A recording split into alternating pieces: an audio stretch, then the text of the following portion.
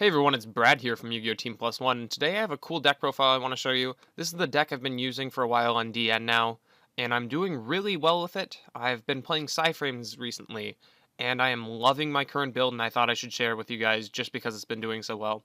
So currently I am 23-1 with this deck in matches, which is quite impressive honestly. So I'm going to go through my choices on why I picked the cards. I'm not going to go through so much what the effects of each monster is. I know a lot of people have already done that. They've been out for quite a while. But here we go. We got 3 Psi-Frame driver. So every single Psi-Frame needs this card to work. And if I don't have a copy of it in my deck, hand, or grave, I can't play. So I've tried cutting it to 2. I just don't feel like there's the possibility of that happening because it does get banished very easily. And you don't always have the cards to get it back from the banish zone. So 3 is a for sure, and it's also really good in the hand, honestly, just because you can discard it with Circuit, if you ever have that, to make any of your monsters gain 2500 attack, and then it also is something that you can banish with Overload. So really, really good. Yeah. We got triple card D. You don't do too much on your turns, and right away, you want to build as much advantage on your opponent as you can, so you can make good 1-for-1 trades with Overload, and sometimes even better than 1-for-1 trades, like if you summon a Psi-Frame first, and then use the effect of Overload to banish that Psi-Frame, then you still negated a card with that, and then got rid of another card. So, yeah, we can make really good trades, and card D just lets us gain advantage on our opponent. We got double max C, just because this deck is okay at punishing a single summon. We got Alpha to do that, but if they summon something like Norden when I already have a monster on the field, I can discard max C. Like if they're going instant fusion, I'll get +3 on them, and really, really good. We got Alpha. So with Alpha, we're always going to want to search the trap. Almost always. I should say, just because if you already have like 2 of it, you don't want more of it. But if you search for the trap, you get to use the trap until they have to deal with it. And then once they deal with it, you get to go even on that and search for your field spell, search for another alpha even, any of the monsters you need. We got triple beta. Triple beta is pretty much to keep us alive. The deck is kind of slow, and beta is really good at stalling. It's like a better Valk, and yeah. We got triple delta, so spells are really common right now in the metagame. We got Infernoids with Reasoning, we got Shadals with their fusion spells, and we got Nekroz. So spells are really, really powerful, and we want to try to negate those. Then we got Epsilon, we got 1 Epsilon. Traps aren't as powerful right now in the game. You can just see this. I have 10 spells, and I have 6 traps. I mean, the ratio of spell to trap is a lot. This is like a good ratio. This is higher than most decks have. So traps just aren't that common right now. We got triple Gamma. Gamma is really, really good because every deck uses monster effects almost. That's relevant right now. Then we got triple Wind-Up Rabbit. We need something that we can summon that can apply pressure, and this does that very well. So we got Rabbit to apply pressure, and it has to make your opponent do something about it to be worth it. So if your opponent like doesn't get hurt by this Wind-Up Rabbit, like they have something bigger than the Wind-Up Rabbit, it's not that great, but it is very good against most decks right now. Triple Pawn Duality. I've gone back and forth on whether or not I like this card. It prevents you from special summoning on your opponent's turn, and it's just an even. And then it also gets blocked by mistake sometimes if people are playing that in their main deck. So I'm not sure how I feel about Pawn Duality in this deck, but I feel like it's very, very good for increasing consistency, and it is what this deck needs. So we got triple Circuit. Circuit is the field spell. Makes you able to Black Rose on your opponent's turn, makes you able to churn a negation into a synchro monster. Just really powerful effects. And then also on top of that, it can make your monsters like insanely big. And really, just really strong for the deck. So we need 3 of it. We want to see it as early as possible, but it's not necessary to play because we do have Psychic Feel Zone. So this lets us take 2 of our remove from play Psychics, a tuner and a non-tuner, return them to the graveyard, and special summon the Psychic Synchro monster in defense position whose level is equal to those returned monsters. So this monster is not synchro summoned, which is important because we do run Soul Charge, which we couldn't bring back the synchro monsters summoned by this. Very important to keep that in mind. But Psychic Field Zone is going to be able to pretty much revive your banished drivers. So this is going to not only let you keep your drivers in play, but it also makes a synchro out of that. And it makes a very powerful one nonetheless, with making Zeta or Overload or Overmind Arcfiend, which I'll get into later. So we got Soul Charge. This can bring back all the Psi-Frames, which is really powerful, because if I waste one of my turns again by not being able to enter the battle phase, and I go Soul Charge and I make double Omega, maybe a Zeta even, I pretty much seal the deal for my opponent. It's over for them. Then we got one Breakthrough skill. This is really good because sometimes I negate like a Reasoning, and then they go ahead and summon a Raiden, or they summon a Deviatee and want to pop on my back row, summon a Nuku wanting to pop my monsters. I can get that Breakthrough skill out, which is really important. Sometimes, like, especially against cards like Trishula, you really need to have that extra effect negation in there. And then also combos really nicely with Omega. So during your opponent's standby phase, if you have banished this from your graveyard, you are able to return it back to your graveyard, and then you'll be able to use this graveyard effect again. We got one Mind Crush. I like Mind Crush in this deck, but I don't like drawing so many traps in my first turn. I like opening with more monsters than traps. And that's the only reason I'm not playing it more than one. But otherwise, Mind Crush is insane in this deck. You get to learn your opponent's hand by using Omega's effect every turn. Every turn that you have one, I should clarify. But yeah, so you can, most importantly, hit the right cards at the right time. So if you know they're trying to do something, you're able to prevent that. And just another way to do that if you don't have the right monster to stop it. Then we got Overload. This card is a very big problem maker for your opponent. They have to deal with it, and they have to deal with it in a smart way, like banishing it somehow, so you don't get its effect in the graveyard. But it lets you clear floodgates, it lets you clear problem monsters, and it just banishes them face down, which is truly insane. I don't think there's any card that does it as easily as this, but that is very detrimental to some decks. Like, my opponent can just be summoning some Infernoids, and they're banishing their Infernoids, and then I can activate this, and they get that one banished as well, that they just banished to summon some. It's really detrimental to some decks, like, also like Shadal's, if you banish their fusions, and yeah, it's really, really powerful. Also, it has a really weird mechanic. So it says during either player's turn, except the turn this card was sent to the graveyard, you can banish this card from your graveyard, add a Psi-Frame card from your deck to your hand, except for Psi-Frame Overload.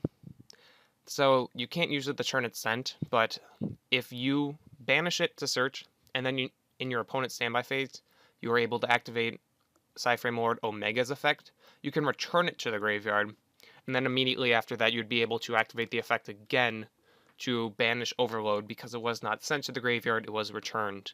So you can search for free pretty much every turn you get a Omega out and you have the Psi-Frame Overload in your graveyard. So very, very powerful if they try to deal with it in the wrong way. We got one Torrential Tribute. This is good at clearing your board.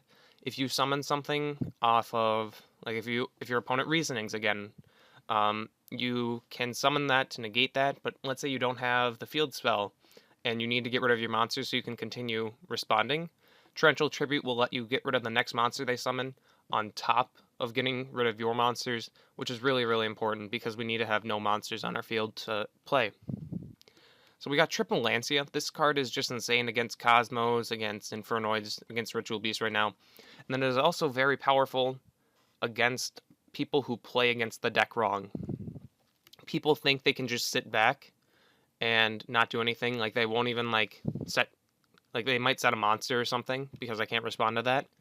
And if I ever do summon something and they just wait for it to go away, I will be able to activate Lancia and prevent it from being banished. So I will now have a big monster that I will force them to have to deal with. So I would, let's say I summoned, I don't know, let's say I summoned the level 2 and I summon the driver.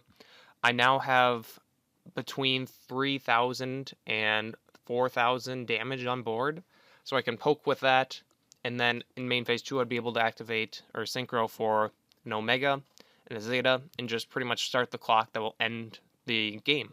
They have to deal with those monsters because I just gain advantage every single turn I have one of these out.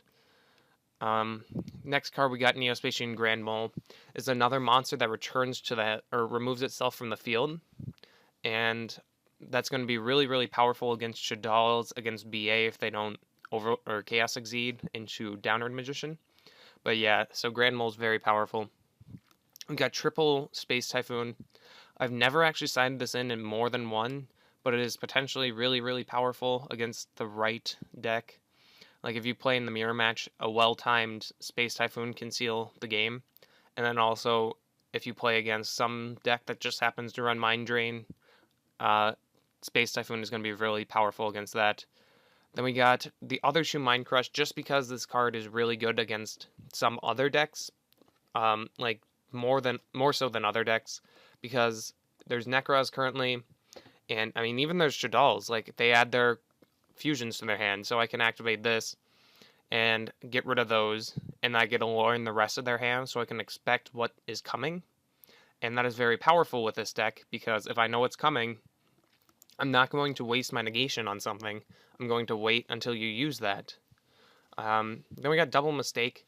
The deck can side into Mistake very easily. We just need to get rid of the two dualities. And then we throw in something else. But Mistake hurts a lot of decks more than it hurts this deck. It's a really good card. Non-Fusion Area. Really good card again. It's good against Shaddolls, good against heroes right now. And yeah, it doesn't hurt us at all. And it just prevents them from playing. We got Double Decree. So traps aren't the most important thing in this deck. Unlike in some decks, they have like Tellers BA that run 15 plus traps. They're going to need to deal with this, and I can maybe prevent that sometimes. Like if they use an MST, I can maybe Delta, and then I'd be able to Synchro maybe, and I'd be able to get out my plays while preventing them from stopping them. So extra deck, I'll go through from most important to just kind of threw in their cards. We got Double Omega. Omega, I've actually considered bumping up to 3, just because there has been 2 situations that I've wanted to go into a third, but I don't think it's ever cost me a game not being able to go into a third, just because once you have 2 out, you're fine, honestly. You're going to win. Double Omega is fine because it can return itself from the graveyard to the extra deck if needed. But it is also not okay only at 1, because there are for sure times you need 2. Like if one gets banished, for example. We have Double Zeta. Zeta is not as powerful as Omega, so I wouldn't play 3. But I, again, don't think 1 is enough. Sometimes you just don't get the level 2 Psi-Frames to your hand, and you need to synchro with a 1 and a 6 and make 7. And Zeta is usually the best one to do, or to go into, unless your opponent has a lot of cards on the field, then you'd go into something like Black Rose Dragon. Black Rose is mainly in here because you can go Black Rose on your opponent's turn, and that's just detrimental to some decks. We got Ancient Fairy Dragon. This can blow up field spells and then search for our own, which is kind of important because if we have one out, we're not going to want to draw into another one. So if we get out an Ancient Fairy and we can blow up our own field spell and then add a field spell from our deck to our hand, we're going to remove one dead draw because we already had access to a field spell. And we already have a Synchro monster out. So we get rid of a dead draw, and then we can also use this effect to special level 4 or lower monster from our hand. So we can go ahead and summon one of the level 1 Psi-Frames, like Alpha or Beta. And with that, we'd be able to Synchro summon into a card like Omega, which can remove itself from the field. Then we got Ancient Sacred Wyvern. These are light tuners, really, really good. It can make huge, huge attacks. And if your opponent doesn't have the right things to deal with it, it can seal the game sometimes. Clearwing Synchro Dragon. Just a staple Synchro Dragon right now. Probably more staple than like any of the others, to be honest. Then we got Hot Red Dragon Archfiend. This is good to go into if you Soul Charge. You can bring out everything you have in defense because you can't attack anyways. And then you can blow up your opponent's field. so really powerful. Next one I want to talk about is Overmind Archfiend. So the only way you would summon this ever is if you go Psychic Fuel Zone, and then you have a banished Zeta or Omega, and then you have the proper level 1 or level 2 tuner to go with that. It is level 9, so we would have to have 1 and 8 or 2 and 7. So every turn that this guy is out and doesn't get removed from the field, it is very scary for your opponent. They have to get rid of this in the right way. So it again makes them have to make a play. And if you're able to stop that play with Overload, you're able to have a huge beater out, and if he ever dies and gets sent to the graveyard, you pretty much win the game. He'll bring back all the banished psychic monsters that he banished by his own effect, and you can banish one once per turn. So it's kind of like Illblood for psychics, but very, very strong. Then we got Scrap Dragon. This guy's good to go into if your opponent has like 1 or 2 cards on their field, and they activate an effect in the end phase, let's say, and you negate that effect, and then you bring out your level 2 and your level 6, go into a level 8, make Scrap Dragon go into your turn. You can remove one of the cards with Overload, and then you can activate the Scrap Dragon effect, pop your Overload, pop the other card, or you can target a Wind-Up Rabbit you have and a card they have, then chain the effect of Wind-Up Rabbit. So just lots of good synergy with the deck, and it also can remove itself from the field if necessary. So just really, really powerful for the deck. We got Spark Dragon, just because sometimes you need a tank. This can come out and tank 2 attacks, or 1 attack and then still be alive, or just tank 2 if you need to live really badly. But yeah, that's the only reason it's in there. We got Thought Roller Archfiend, because this is a psychic synchro that can be made not only through normal synchro means, but through Psychic Field Zone. And this is going to be good at regaining health if necessary. And then also you can prevent your opponent from targeting your psychics with spell and traps, because if they do, you can just pay 1,000 life points and negate it, which really powerful effect if you get out the right psychics, like Psi-Frame or Omega, or Overmind Archfiend even. Then, on top of that, we got Yazi. Yazi's going to be a level 7 that can't be targeted, so it's going to be good against certain decks. And 2600 attack, pretty big, and that's pretty much the only reason he's in there. Then, Fortune Tune. I've made this card actually quite a bit, but I don't know if I like it still. It is, if your rabbits, Wind-Up Rabbits aren't useful against your opponent's deck, you're able to go into Fortune Tune, which can just stall for a few turns and help you gain life points, rebuild some cards in your hand, and yeah, that's pretty much all. So, this deck, by no means is tier 1. I'm thinking it is around tier 2, but my friends obviously have been talking smack about it. They don't like this deck at all, and I understand why. The deck isn't fun to play against. It's kind of a slows down the game deck, but I think the deck is actually pretty cool. You have to learn when to make the right plays, because you get to learn your opponent's hand. You have to be able to read your opponent's playstyle, have to judge their skill level, like if they're good in holding on to the right card so you negate the wrong card, and you have to learn each deck kind of, so you know what cards they're going to be trying to save. And yeah, I think that makes the deck really, really cool. It's, in my opinion, similar to Necroz, because you have to make very thoughtful plays. You can't just slap some cards down and say, I hope I win. You have to think out what you're going to be doing. You have to learn what your opponent is playing like while you're playing them. You have to learn if they're going to just normal the raid and expect you to play something and then save the reasoning or something like that. You have to, yeah, you just have to make very good reads, honestly. That's what the deck is about. And I think it has potential to be good. I don't think it has potential for too much longer, because the next set is coming out, Docs, Dimension of Chaos, and that set is going to change the meta a lot, and I don't think this deck will be able to keep up. But this is my deck profile. I'm going to continue to be playing this for quite some time. I will post a duel video of myself playing with this, just kind of talk through my decision-making process, and yeah. Hope you guys enjoyed this deck profile. If you did, please leave a like below. Subscribe if you aren't, and have a good day.